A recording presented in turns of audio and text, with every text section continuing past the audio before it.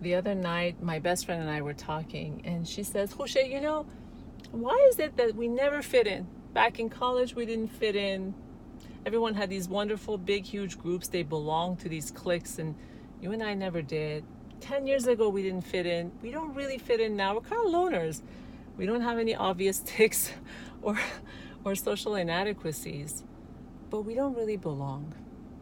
And she's actually a lot wiser than I am. But the answer I gave her was the same thing that I always tell Cameron and Coco when this topic comes up.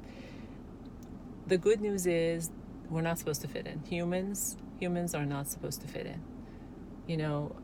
I read somewhere, and it was really beautiful the way this guy said it. Objects are supposed to fit in. Lumps of concrete fit in holes. Wood, blocks of wood fit in containers. I always say, are we ice cubes? Are we supposed to fit in plastic containers? No, we're humans, and humans feel, they relate, they shift, their perceptions shift. We're changing from moment to moment. We're changing. So how can we fit unless we are willing to be reduced to lumps and not change at all and not have a voice and to stay far, far away from ourselves and stay far away from the calling of our heart? How can we fit in? Interesting thing is, even the people that you think fit in, they really don't fit in. They really don't fit in. And imagine if the club that you really wanted to belong, you finally had you as a member. At what cost would you be doing that? The cost of your mental sanity, awakening, peace, your authentic voice? Do you have to then behave? Do you have to perform? Do you have to put on this carefully crafted image? Do you have to be a good, nice, spiritual boy or girl all the time? Do you have to stop asking questions?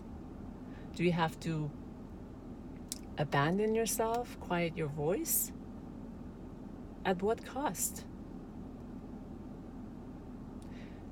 The good news, I've sat around with a lot of people that have these beautifully crafted images that they've built over the years to belong, to fit in. And when you actually crack that and you really get down to their real self, and when they kind of put their guard down, you realize that crafted image is far, far, far from who they really are.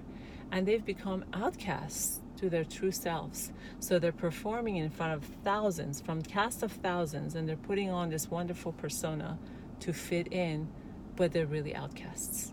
And that's what they are. You should be so proud of yourself if you feel like you don't fit in, if you feel like you don't quite belong, because that means you are answering to the calling of your own heart.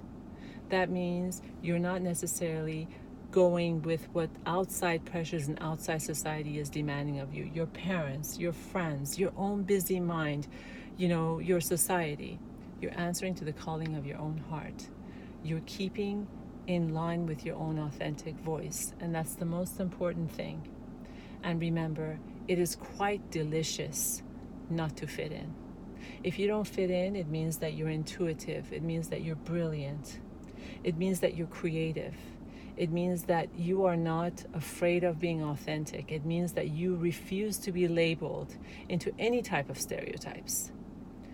Not fitting in is great news. Go out there and enjoy your rebellious heart and be proud to be a misfit. I sure am.